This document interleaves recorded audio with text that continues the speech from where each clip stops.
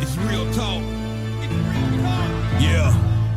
With the main Chip Washington. It's real talk. Man, it's real talk. With your main Chip Washington. When it comes to information, the main got an arsenal. Bring you up to speed with what you need. He's a local and nationwide news feed. Let's talk about it. Dialect to do something about it. Chip got the flow wide open when you got questions about it. Man, it's the show that brings you to your raw. To solve all problems, it starts with real talk. It's real talk. It's real talk. It's real talk. It's real talk. It's real talk. It's real talk. It's real talk. It's real talk. It's real talk. It's real talk. It's real talk. It's real talk. It's real talk. It's real talk. It's real talk. It's real talk. Yeah. Welcome to Real Talk with your host, Chip Washington. It's real talk. It's real talk. It's real talk.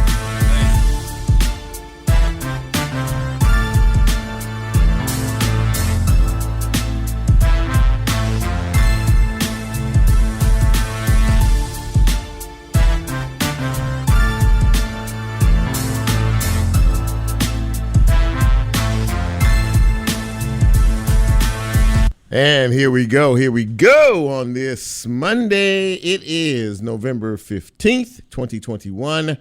And yes, ladies and gentlemen, you are in the midst of the experience we like to call Real Talk Memphis. Welcome in wherever it is you are out in this great big wide world or, county, city, state, wherever.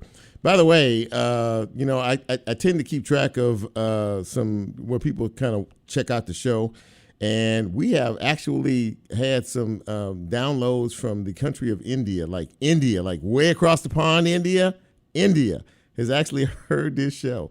Not many folks in India, but some folks in India. So shout out to India. What's up? How y'all doing? Anyways, glad to have you with us on this fine day, a lovely day today it was. No rain, not too bad on the temperature scale. Everything good. So I'm good. You good? Gang's all here. Lola's here. Jack's here. I'm sure Nicole will be on her way in just a few moments.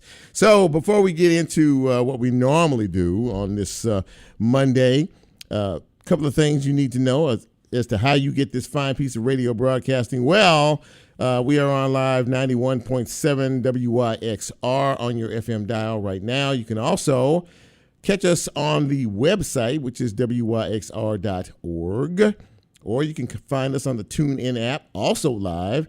Put in WYXR in the search, and you can hear us crystal clearly. And for those who follow such things, we are also on Facebook Live. And before we move forward, there are some suggested ways that you can become a Real Talk Memphis supporter. Lola, can you tell folks how they need to do that? Follow, like, share. All those things. Follow, like, and share, yeah. And also, somebody told me that you can set your notifications for this show, too, before the show actually comes on. So anyway, glad to have you with us along for the ride. As I always say, I think we have a pretty good show for you tonight because I sincerely think we have a pretty good show for you tonight. So we hope you think so. And we hope you stick around for the hour. Now, we are a podcast, of course. You should know that by now. And if you don't happen to catch us tonight, fear not.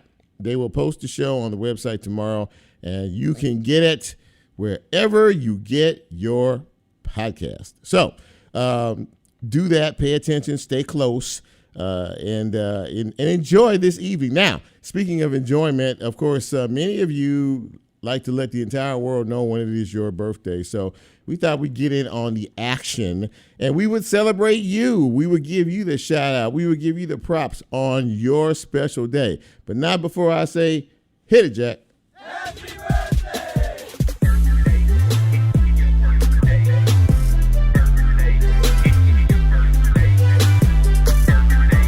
Yeah, this is for you out there. Are you all celebrating birthdays on this day, the 15th day of November?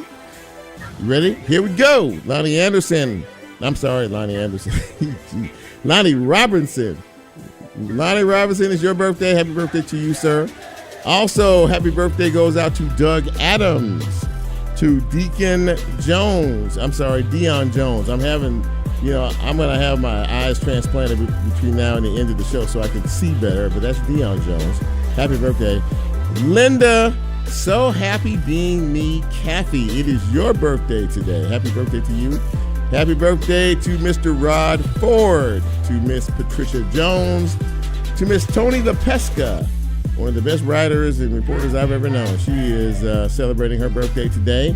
Happy birthday to you. Happy birthday, Brian Anderson. And happy birthday to Constance Fields. Now, if you didn't get me your information today, well, that's okay, because I'm still wishing you a happy birthday from all of us here at Real Talk Memphis. Enjoy your day and enjoy being another year older. Is it what they say, another trip around the sun? You made it. So we hope that you're here to celebrate with us next year. Thank you, Jack. As we dip into some news and notes, and there's been some interesting conversation about mask mandates and COVID-related information. We'll talk about that in a minute. Over the weekend, they had a unity walk, a gun violence, unity walk over the weekend on Saturday. And then sometime between that point and this point, there were 4 women shot in 3 separate incidents across the city of Memphis within 6 hours of each other. One of those ladies did not survive her injuries. And of course, this has community activists sounding the alarm. There was yet another, as I said a few moments ago, community walk. Now, we're going to talk a little bit about this whole subject topic of the streets and the danger we face in the streets of Memphis, because we do. And we're going to talk to a guy in just a few minutes who is very, very much in tune to what is happening out there, and spends his days actually trying to figure out what the problem is, why the problem continues to exist, and what we can do about that. We'll talk more about all that in just a few minutes. Let me talk about this COVID deal, and in terms of where we are. Now, last week, the governor signed into law several bills having to do with the mask mandate, kind of basically cutting the mask mandate here in the state from all schools, from all businesses and private entities and things like that. And that all happened last Friday. Well, over the last couple of days, there have been some lawsuits filed prior to the bill signing law. Over the weekend, there was an existing lawsuit by Judge Lippman who basically said that Shelby County schools, all of them, were to remain with a mask mandate. In other words, faculty, staff, and students from anybody in any school district in Shelby County had to be mask wearing compliant. Well, when the bill was signed by the governor supposedly removing those restrictions, several of the municipalities, Germantown, Bartlett, Collierville, Lakeland, Arlington, Millington, they all sent correspondence home to the parents saying that starting today, they would be optional. Mask wearing would be optional. Well, about an hour or two after that, there was another lawsuit filed against the state for this. And yesterday, there was a decision by a federal judge who basically said, because of the confusing nature of where we are in terms of the mask mandates, should we, shouldn't we, who should, who shouldn't, who is, who isn't, he said that it should be, quote unquote, a status quo. Now, the Shelby County Health Department has informed all the municipal school districts that they must comply with the recent court order that the current health directive regarding masks inside all school buildings will continue to be in effect, as I said, for all faculty, staff, and students. And the U.S. Middle District Court judge yesterday, Judge Crenshaw, appeared to order a temporary halt to the enforcement and implementation of Tennessee's new law banning public school mask mandates. Basically, hold what you got for right now. He's going to have some other hearings and may come down with some ruling sometime after Thanksgiving. In other words, a lot of confusion, a lot of anger, parents who thought this was about done and at least were given the choice. That choice was taken back from them. So from this point on, you have to continue to mask your children up on a daily basis for all schools in Shelby County. Yeah, that's not going to go over too well. So we'll see, but we'll see how things move along as time moves along. In other news, the Astro World concert, of course, hosted by Travis Scott a couple of weeks ago. Unfortunately, the death toll has risen from 8 to 10. A 22-year-old female died as a result. And yesterday, the youngest of all of those victims, a 9-year-old boy, died yesterday as a result of being crushed at that concert. So, you've heard about it. There are lawsuits. Pending all over the place. I think there's like 100, maybe I think close to 200 or 300 lawsuits. And Benjamin Crump, the noted attorney, civil rights attorney, is representing at least 200 people in this. So stay tuned, because it's ever evolving, and we will see, what happens. But again, a very sad and tragic end to all of this. In sports news, the Tigers, as in the Memphis Tigers, lost a heartbreaking overtime game this past Saturday to East Carolina, 30-29. And if you saw Ole Miss dismantle Texas A&M over the weekend, they're becoming like the darlings of what's going on out there. So, we need to get the Tigers revved up so at least they can get into a bowl game before it's all said and done. Of course, the Memphis Tigers are not the Memphis Tigers. Well, they're in action too, but the Grizzlies are like 5-5. They're kind of up and down, and as the season is continuing to move along, so y'all continue to root for the Grizzlies, pull for the Grizzlies, pull for the Tigers, pull for the home teams, and let's pull them across the finish line. What do you say? All right. There was something else I was going to tell you about, and I can't remember what it is, but this is what happens when you get old and your mind doesn't work. I will lay out the guest list for the show tonight.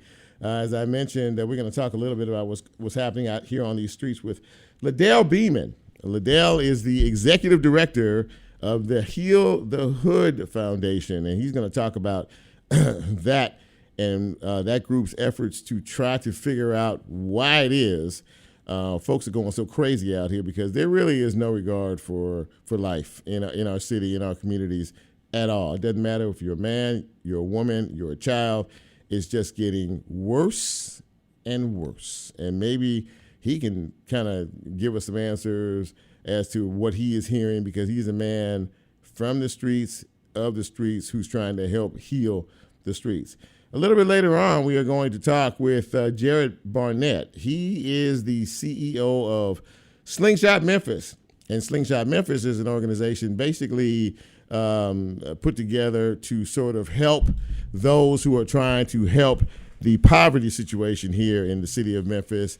They're basically a think tank, and they provide groups, organizations, nonprofits, with ideas and suggestions, and a real clear plan as to how to approach this particular dynamic of poverty. And in the second half hour, we are going to talk with Britany Thornton, and she is the founder and executive director of Juice Orange Mound. And, she's from that area, and she felt like, its historical value and relevance needed to be enhanced a bit. We all know it's old and it's deteriorating, but she's come up with a rather unique way for all of us to be able to help to contribute just a few cents. So change to make change. More on that a bit later on. But this is Real Talk Memphis. We're going to take our first break, and when we come back, we will talk to my man, LaDell Beamon. Glad to have you along for the ride on this Monday evening. Our first break, right back.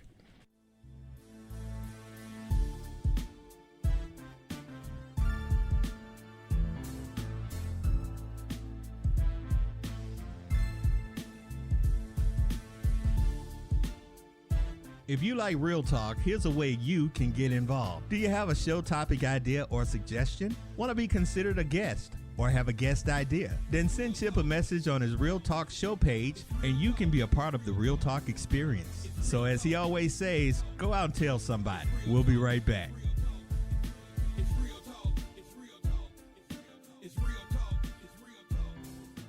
The Brooks is open in Overton Park. Home to Memphis art collection since 1916, the Memphis Brooks Museum of Art holds the largest collection of world art in the region, with more than 10,000 works spanning 5,000 years of art and cultures. Remember, every Wednesday is free and open until 8 p.m. They are a proud sponsor of WYXR. For more information about the museum and their exhibitions, visit brooksmuseum.org. You belong at the Brooks. Did you know the Mid-South has one of the highest lung cancer rates in the country? That's why our community health partners are working together to fight the disease. Head over to Crosstown Concourse on November 18th for free music, food, and fun. Bring your family and friends to support our community and promote lung health. That's November 18th from 11 a.m. to 6 p.m. at Crosstown Concourse. To learn more, visit breathebetter.care. That's breathebetter.care. We'll see you there. Train is proud to sponsor WYXR and its mission of supporting Memphis's musical legacy and future. Train has been offering commercial HVAC and energy solutions in Memphis and the Mid-South area for over 60 years. More information at train.com.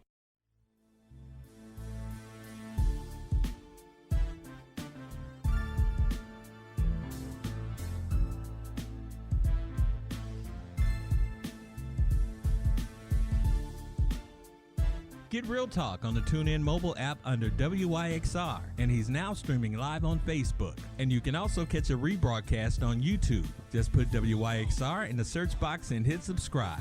Now back to more Real Talk with Chip Washington.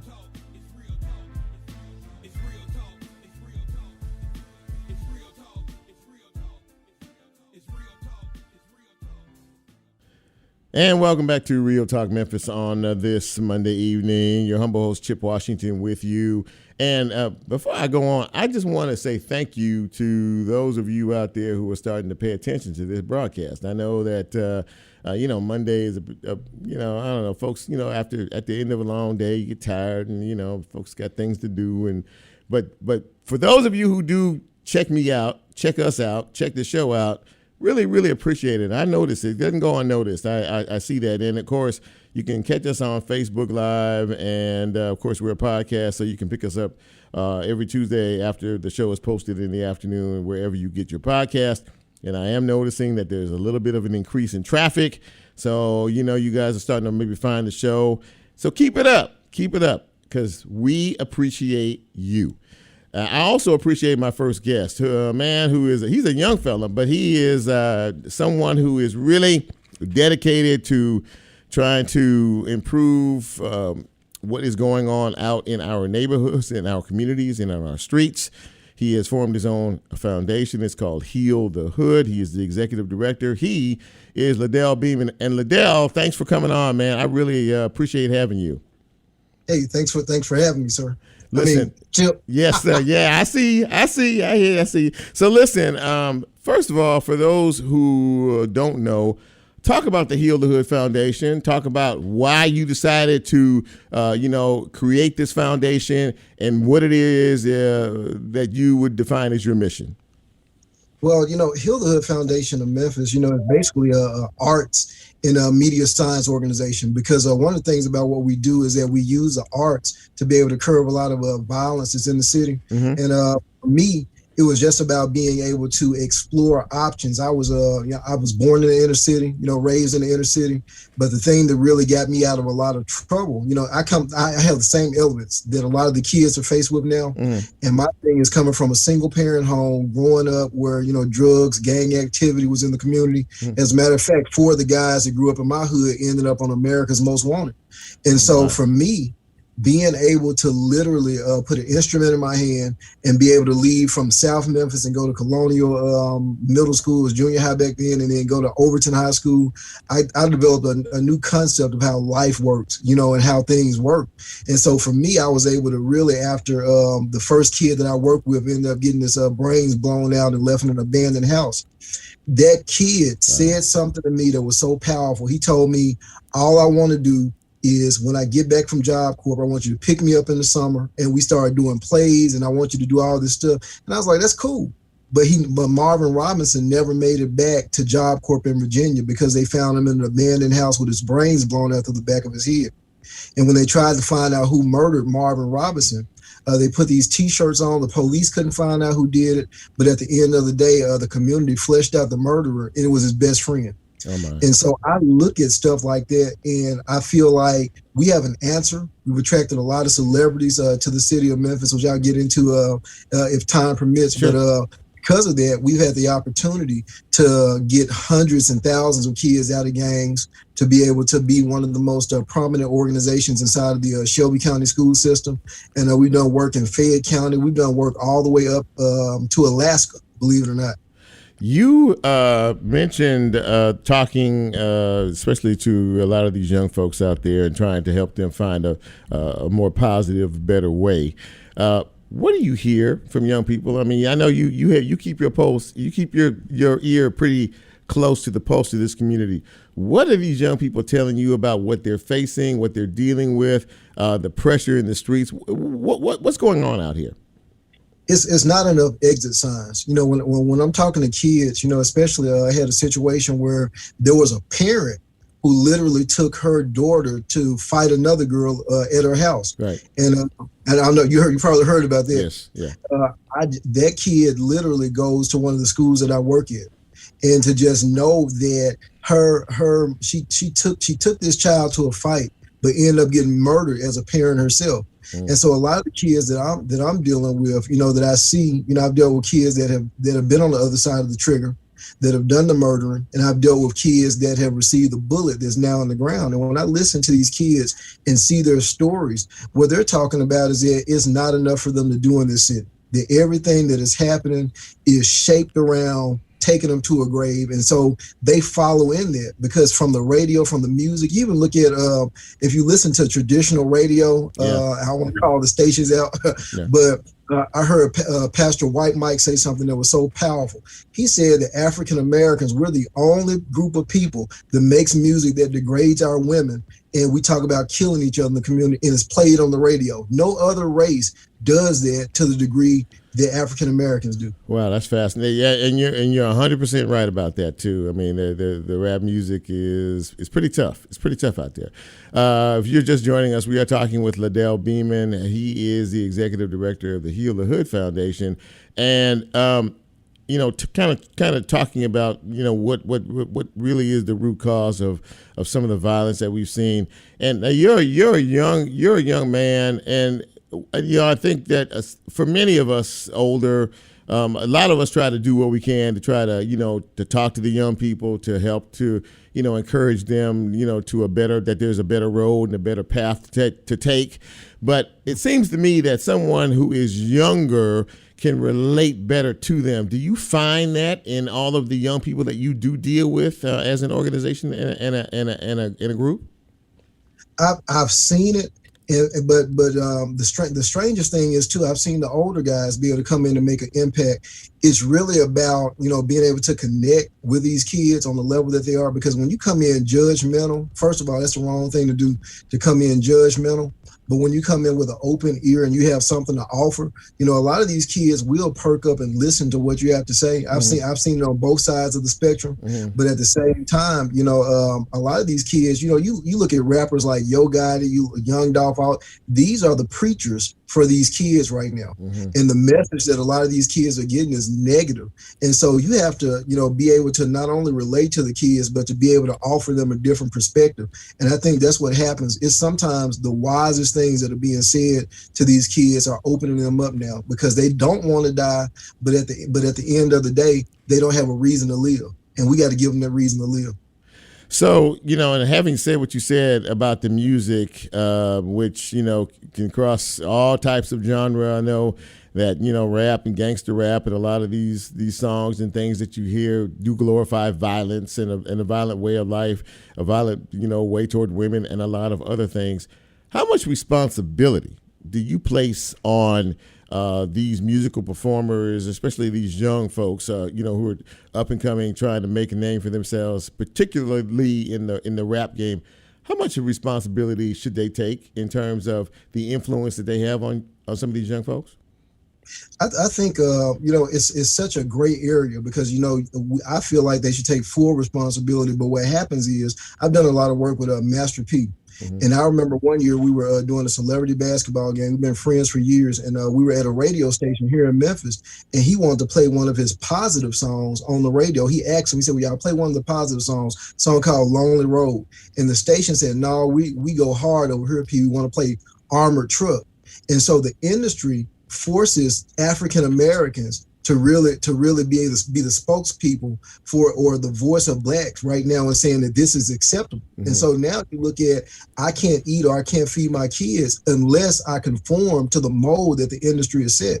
And so it's a formula. And then you look at the parents who are not so far removed from these kids now. And so they don't have the wisdom to pour into these kids because they're doing exactly what their kids are doing. And you think about the parent that we were talking about earlier, who took her daughter to fight another kid. Now, you're supposed to be removed from this foolishness, mm-hmm. but you're doing the same thing that your children are doing. So now the adults are falling into peer pressure of their kids. The kids are involved and their parents are going right along with them.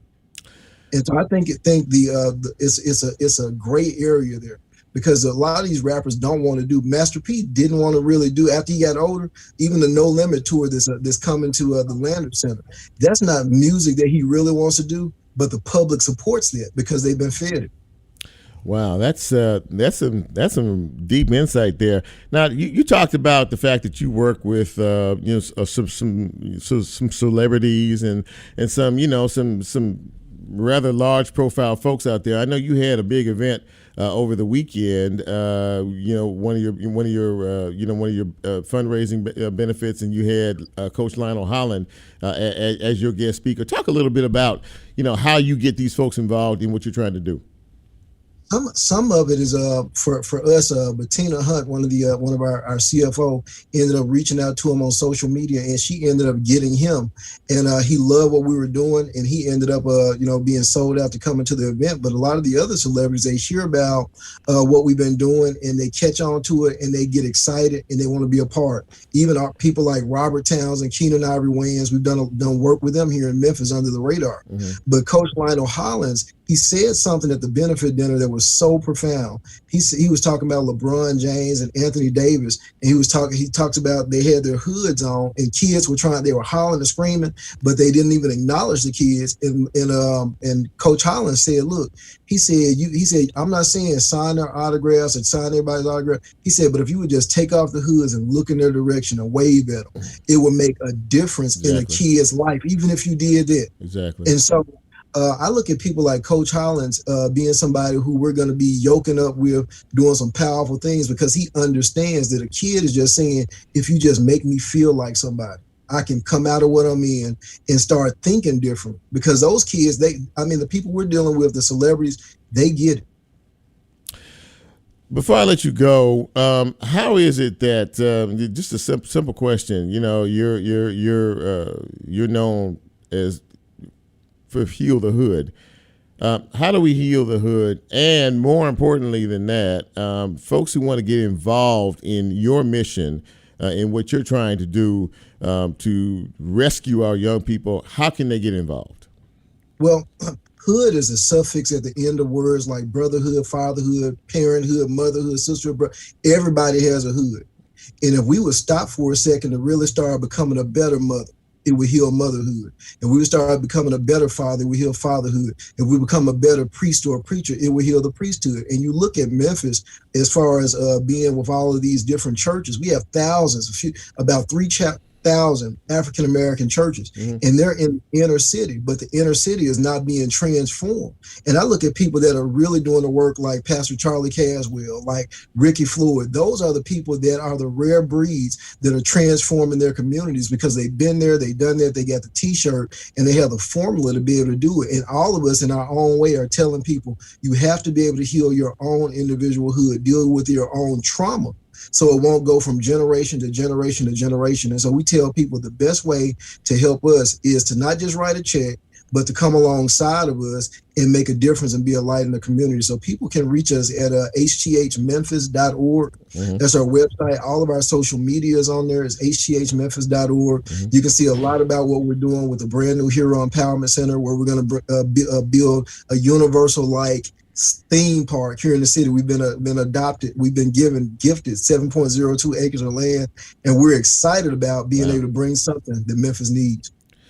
Man, I tell you what, I talked to Charlie Caswell about you, and he said that, he's the truth. And my friend, you are the truth. And God bless you for what you are trying to do. And I know, no doubt, before it's all said and done, you will make a difference in our communities. Thank you, LaDell, for coming on the show, man. I really appreciate you. And anything that we can do for you here at Real Talk Memphis, all you have to do is hit me up, and it's done. I'm honored, Mr. Chip. And we said stop with the sirs, Mr. Chip. I'm honored. Take good care of yourself, man, and stay safe out there. I appreciate you, man. Take care now. Talk to you soon. All right, ladies and gentlemen, LaDell Beamon, and that's a young man with a lot of wisdom and a lot of knowledge, and more importantly, he's dedicated to trying to make things better here in the city of Memphis. Thank him for being on the show. When we come back after this second break, we are going to kind of sort of stay with the theme of how to make Memphis better. And we have the executive director of an organization that is dedicated to doing just that. This is Real Talk Memphis. I am your humble host, Chip Washington. You know who you are. We'll be right back.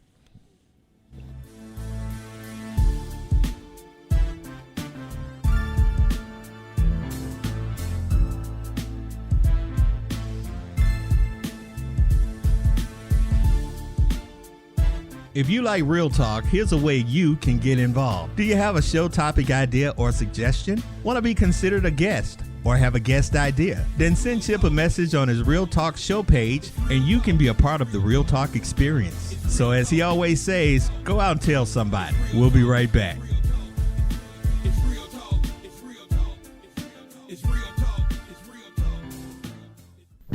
Support for WYXR comes from our neighbors at Crosstown Brewing Company. Their tap room is open 7 days a week. Available to taste now, 7-Second Delay, a Vienna lager brewed with the spirit and sound of WYXR in mind. A portion of proceeds from sales will be donated to aid WYXR in its mission for impacting the community through radio. Find more information at crosstownbeer.com.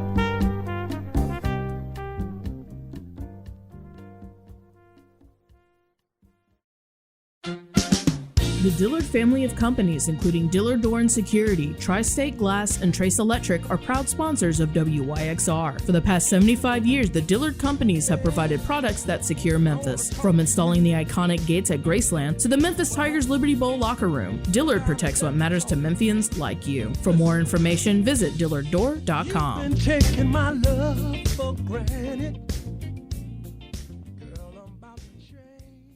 Brought to you by Crosstown Concourse, offering brand new musical experiences like concerts, live score film screenings, record release parties, weekly music pop-ups, and so much more. For more information, visit crosstownconcourse.com/visit.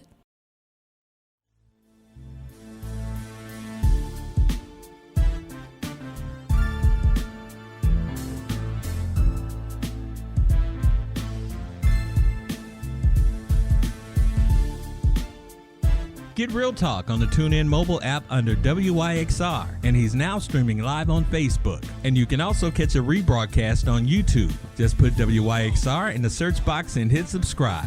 Now back to more Real Talk with Chip Washington.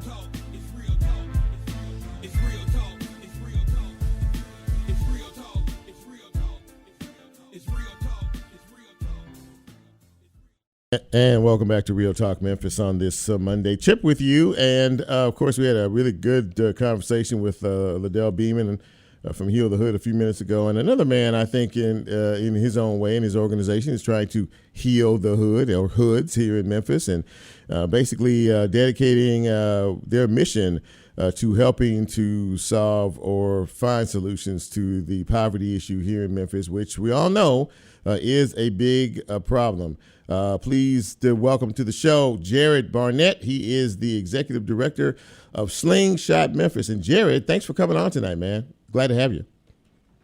Chip, thank you so much. Glad to be here. So, listen, you and I talked a little bit offline before you came on, kind of about the mission of Slingshot Memphis and what you do as an organization to help other organizations and agencies try to zero in on more of a targeted and strategic, mission to what they're trying to do. But for those of us who don't know, and those are the listeners who don't know, tell us about what Slingshot Memphis is all about. Yeah, happy to. So Slingshot Memphis, we think of ourselves as a poverty fighting center of influence, and our mission is to revolutionize how we fight poverty. We look at the city and we see, we have historically been a very giving city, but yet that hasn't translated to a reduction in poverty over the last 50 years or so. And so we kind of asked ourselves why. Mm-hmm. And one of the things we found that hasn't been available is a objective and kind of consistent way of understanding what works and what doesn't when it comes to helping alleviate poverty. And so we have all of this great effort, a lot of heart and desire going into trying to serve the community and those who are experiencing poverty, but we haven't had a great way of measuring, is it working, what's most effective, how do we make something more effective? And so our goal is to help empower other nonprofits, philanthropists, foundations, and anyone who's trying to alleviate poverty with the information that will allow them to do that most effectively, and then ultimately change the lives in a positive way of those they're working to serve and help. So would you say that you were, for more or less of a term, a think tank? Because it sounds like that's what you are. You guys, you really, I guess, depending on the group and the organization, and we'll talk about a couple of those specifically in a minute that you help. But I mean, to really sit down and sort of identify, okay, what is it that you're trying to do, and how can we help you get there? Am I on the right track with that? Yeah, it's on the right track. The one thing I'd say, though, is we kind of think of a think tank as sometimes something passive or a group of people that kind of sits up somewhere and gathers some data and does stuff. We like to be much more active in how we think about it. Okay. So we work hand in hand with these poverty fighting organizations in the city for months at a time, working with them, understanding what are they doing, what research is out there that could help enhance what they're doing, helping them understand the data that they have about the people they get to work with. And so it's a very active and engaging way that we try and take to this versus being something that's aloof or purely theoretical. Give us a couple of examples of some of the organizations that you have worked with or working with currently, and how you are zeroing them in on the mission that they're trying to achieve. Yeah. So one that we've been grateful to work with is the Purdue Center of Hope, which is based in the Salvation Army here in the city. And so we started working with Sharon Cash and the team there at Purdue Center of Hope several years ago. They're one of the first organizations we worked with. And through our work together, we helped Sharon and her team realize that Purdue Center is the largest organization that helps provide shelter for women and their children. So unlike a lot of situations where women and children are separated when they're in a housing stabilization instability, and the children often have to go to the foster system, Purdue Center provides an alternative to that allows families to stay together. And so as we studied their benefits, we helped them realize that the thing that disproportionately was providing benefits was for the youth that were able to stay with their parents and stay with their mothers and receive that kind of family structure still. And so they've been able to shift some of their programming to emphasize the benefits they provide youth in a way that they didn't realize before. And so it's influenced how they've raised money, how they've expanded, the people they've hired to provide, tutoring and support for their youth that are residing with them. And it's been just a neat experience to see how they've been able to, with that additional information, really focus on where they're disproportionately able to add value in the community and the women and children that they get to serve.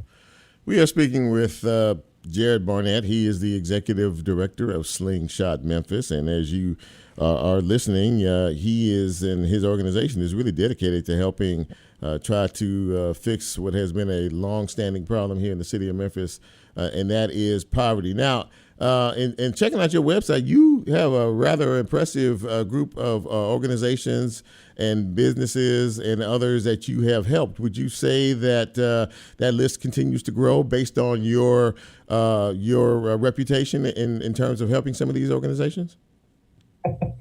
So definitely growing. We just invited another 6 organizations to work with us here last month, and are excited to work with them. That brings our total to 36 organizations now that we get the opportunity to work alongside. And for us, our goal is to grow pretty rapidly here in the next several years. We kind of feel like we've been able to validate our approach and figure out what works and doesn't for what we're trying to do. And so, we want to double or triple the number of organizations we work with here in the next few years. And I think, the biggest piece, I think, Chip, that I says leads to that is really the relationships that we've been able to build with the organizations we work with. Right. When it comes to poverty, it's not like making a widget in a factory that you can't fix it by tweaking a little thing here or there. It deals with people, right? And so for us, we take that approach that, we're dealing with humans that are unique and special and talented in their own ways.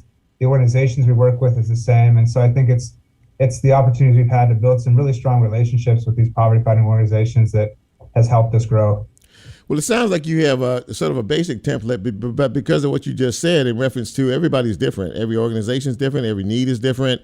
You have to be very flexible in how you once you hear what the challenges are or see what the challenges are as to how you can help them strategically move into a different direction. Do you find that challenging on its face, or does it depend on the organization, or do you have just sort of a kind of a basic template as to how you approach any particular situation? Yeah, so the way we think about it is we have kind of a framework that we can view the world in, right? But we have to apply that framework differently for different organizations. And so for us, we don't view poverty as one or two things. We view it as many interconnected factors that contribute to poverty. And so in our view, in order to help someone escape poverty, you have to address all of those factors. So that might include health or transportation or employment or education, right? There's a variety of things here. And so our work has been really intentional around trying to be robust enough that regardless of how an organization is trying to help alleviate poverty, our approach is flexible enough to help them and allow us to customize that framework to what the organization is doing. Do you stay with these organizations, Jared? I mean, do you all? I mean, you help. You say you have over 30 that you're dealing with right now, and that's a lot. And your staff is relatively small, and I know you're growing all the time. But I mean, do you stay with them? I mean, is there some sort of a kind of a metric that you follow in terms of 3 months, 6 months? I mean, talk a little bit about that. Yeah, so I mean, our goal is to work with these organizations as long as we're finding ways to enhance each other's value. And so the first year we work with an organization, we conduct what we call kind of a baseline impact study to really get a good understanding of what they're doing and study the research and analysis that would help find opportunities to further enhance that. And then each year we update that study and provide new insights, new opportunities for greater impact, so that on an annual basis, we're continuing to help them understand where they're at, what's improved, what might have regressed, and continue to be a thought partner on their evolution in poverty fighting. Man, this is really, I'm really impressed with listening to you talk about what you're trying to do. For people who want to know more or learn more about what Slingshot Memphis has to offer, please give us some contact information for you and your organization. Absolutely. So, our goal is this is a movement. We can't do it by ourselves. So we're inviting everybody to be a part of this. You can visit our website, slingshotmemphis.org, to learn more about us. You can contribute to our effort by using the insights that we're making available on our website. You can encourage others. You can follow us on LinkedIn, Facebook, Instagram, and you can also invest in us and or in the organizations we work with. We have options to do both. To help further amplify, again, what we have evidence of is working. Jared Barnett, CEO, Executive Director of Slingshot Memphis. Thank you, man, for coming on the show tonight and really giving us some pretty deep background about what you have been doing and what you continue to do for the betterment of Memphis and Shelby County. And you're welcome back to Real Talk Memphis anytime. Thanks for coming on, man. Appreciate it. Thank you so much, Chip. All right, well, ladies and gentlemen, Jared Barnett, really some solid information there about, a big problem here in Memphis, and it's nice to see organizations like his trying to do their best to help in that regard. Someone else who is dedicated to helping her particular community is my next guest. We're going to take our last break of the broadcast, and when we come back, we're going to visit with Britany Thornton. She is the founder and director of Juice Orange Mound. What is that, you say? Well, you have to stick around to find out. This is Real Talk Memphis. We'll be right back.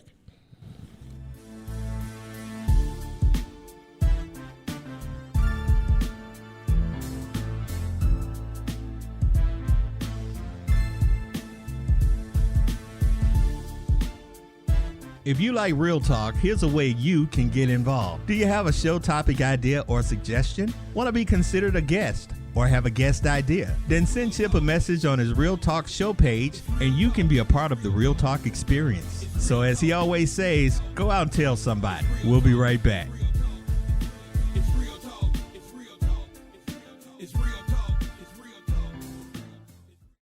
There's really nothing better than a box of records. Not even a bottle of beer.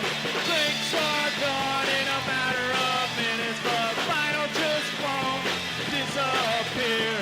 Hi there, this is Zach Ives. My show, A Box of Records, plays every Tuesday night, 4 p.m. to 6 p.m., right here on WYXR 91.7 FM, Memphis, Tennessee.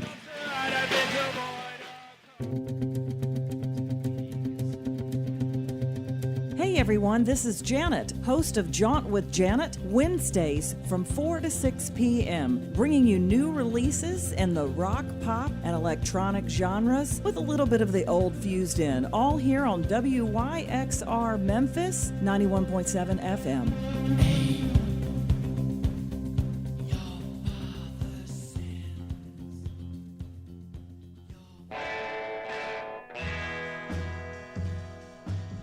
Bill's Kiln, now on Mondays at midnight. WYXR 91.7 FM, Memphis. I'm listening.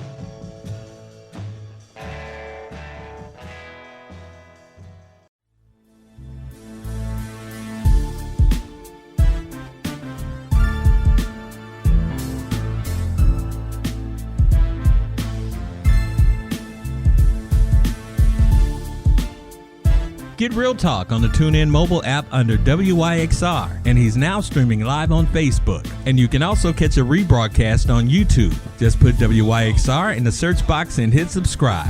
Now back to more Real Talk with Chip Washington.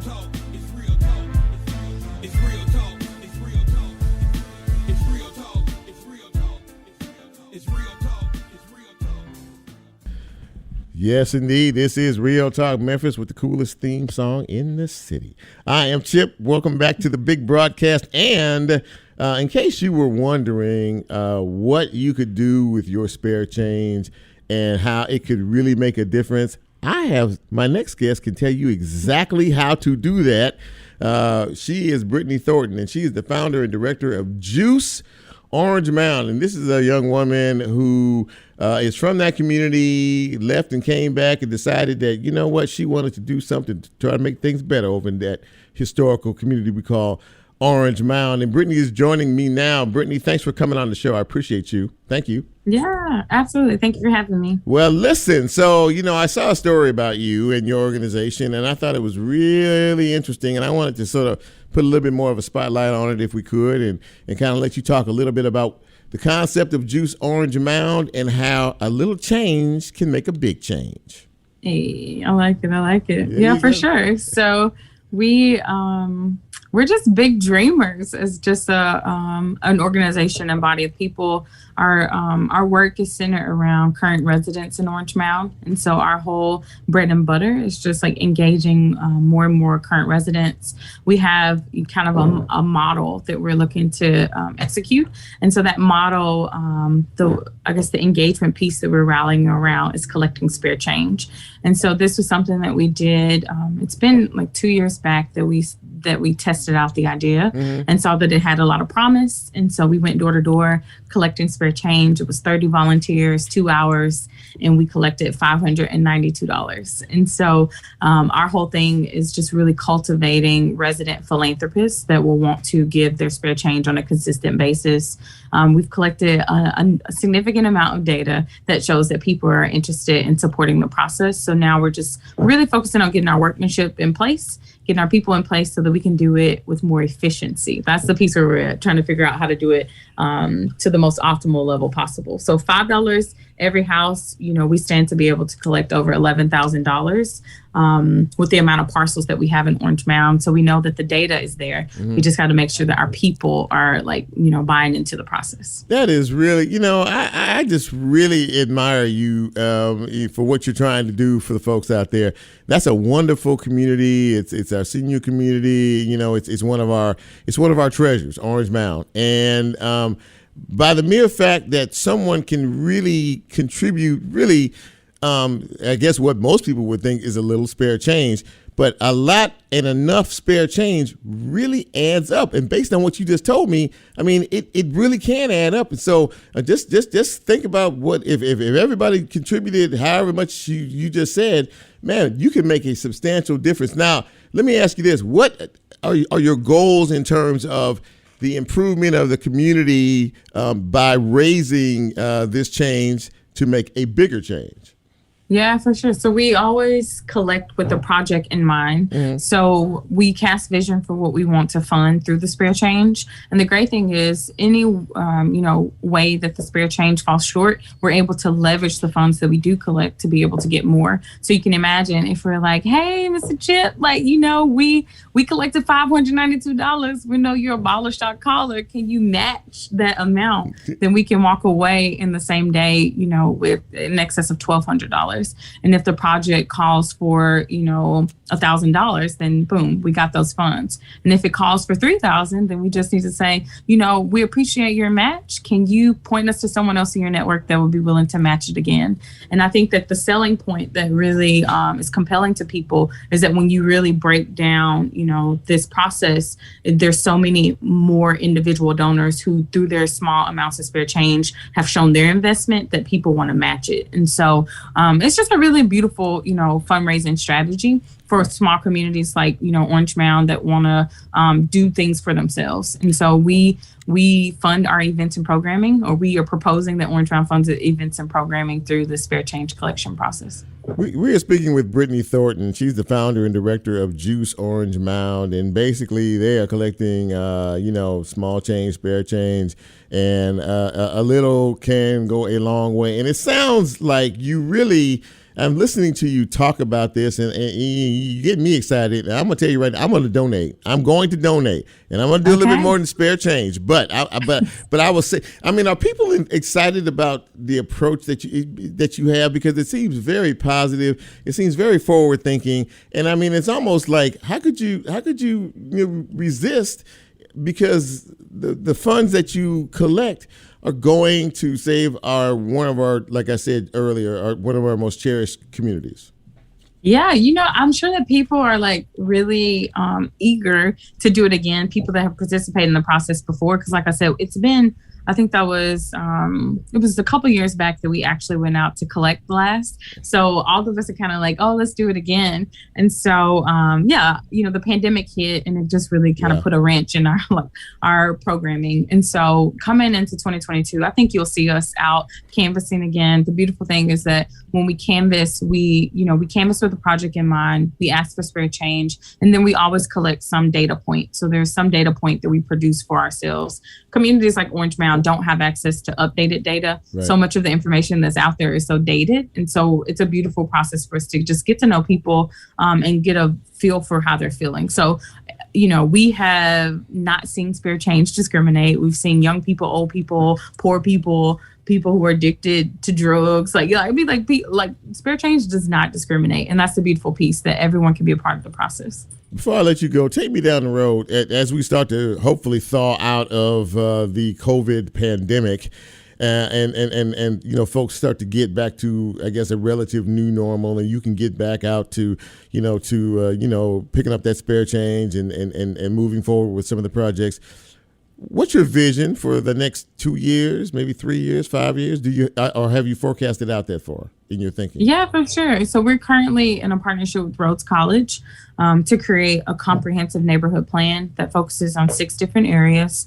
I hope I don't miss out one. It's housing, education, crime and safety, health and wellness, economic development, and cultural preservation. That's it. And so good. So we are about a year and a half into this partnership. And so the next 2 to 3 years will be spent really activating this plan. You know, the plan is being constructed to be thoughtful, to work with existing community leaders so that their projects can get, you know, front-facing attention.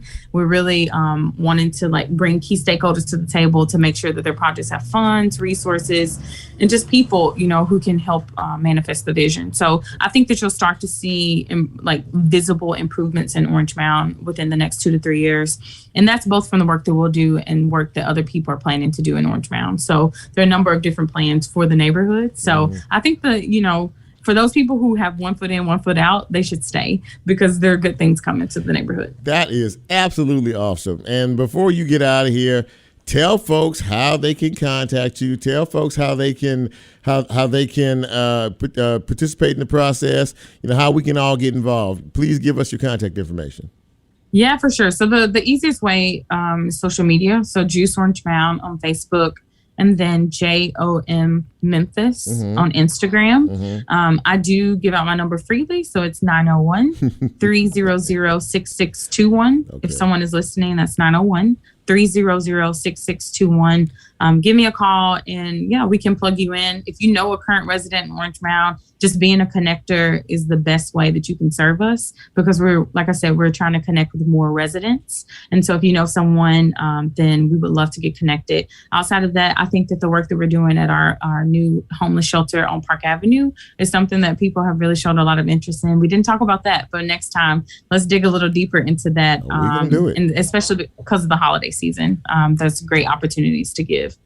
Absolutely awesome. I'm just sitting here thinking, this is really, really great. Absolutely great. And what the work that you all are doing is God's work. And so, as I bid you adieu, thank you for coming on the show tonight, and please come back. I will bring you back. And as we move down the road here and other projects and other things that we can help you with, please let us know. But Britany Thornton, thank you so much for coming on, and I look to talk to you again. Okay, we're gonna send you the link for that donation. Everybody, you heard it. I got you. Okay. Thank you, Britany. Have a great night. Thank you. All right, take care. Bye-bye. Wow, what a great way to end the show. Boy, I tell you what, as Jack plays this out, I've had a good time tonight. It's been, because it's all been community based. We've all talked about how we can do better, how we can be better, how we can serve better, you know, and if we do all of these things, we can create better. And I don't know how many of you listen to me when I say things like this, but it's important for all of us to be invested in what we do. And that's why I'm so happy to have this platform each and every week to bring you guests and stories and focus on things other than myself and what we do on a daily basis, because all of us together are what makes the puzzle and the pieces work. So thank you for listening. Thank you for supporting the show. Thank you for continuing to support the show. Like, follow, share. I get that right? Look at that. Thumbs up. Real Talk Memphis. And so for all of us, for Nicole, for Lola, for Jack, and for your humble host, we thank you for being with us. And I'm Chip, and I'm out.